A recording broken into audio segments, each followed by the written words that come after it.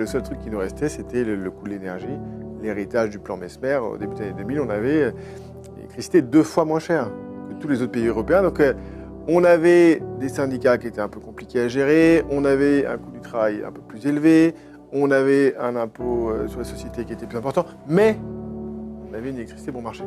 Le problème, c'est qu'on ne l'a plus. Et donc là, il va falloir s'atteler à retrouver, moi je le dis souvent, on nous parle de neutralité carbone en 2050. Bon, la bonne nouvelle, c'est que la neutralité carbone, c'est déjà en 2025 pour notre électricité, puisqu'elle est déjà décarbonée. Donc maintenant, on peut penser à autre chose. Et l'autre chose, c'est quoi? C'est de se retrouver ce coût de l'électricité. Alors, c'est intéressant parce que nos réacteurs nucléaires, il se trouve que c'est pas nous qui les avons conçus. Alors ceux de demain, la 4e génération, on les achètera peut-être aux Chinois ou aux Russes. Il se trouve que ceux qu'on a aujourd'hui, on les a achetés aux Américains, avec la licence Westinghouse. Combien ça coûte de produire de l'électricité aux États-Unis avec ces réacteurs? Les mêmes que les nôtres. Ça coûte 30 $. Combien est-ce que ça coûte en France? 60 €. Qu'est-ce qui s'est passé?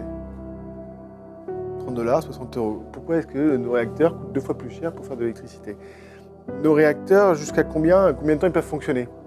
Alors, on a fait jusqu'à 40 ans, et puis là, on fait des grands carénages pour prolonger 50, 60. Combien aux États-Unis? 80. 80, voire 100 pour certains réacteurs. Donc, il n'y a qu'un seul objectif, et c'est là où on va avoir besoin de sénateur Vincent Lourd, c'est qu'on a besoin, ces réacteurs, de retrouver un coût à 30 € du mégawattheure. Si on ne le fait pas.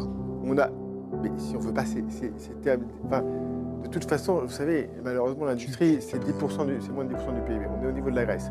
Donc, on peut finir en parc d'attractions géant, ça va être sympa. Il nous reste du bon pinard, du fromage, la nourriture, mais ça ne va pas suffire.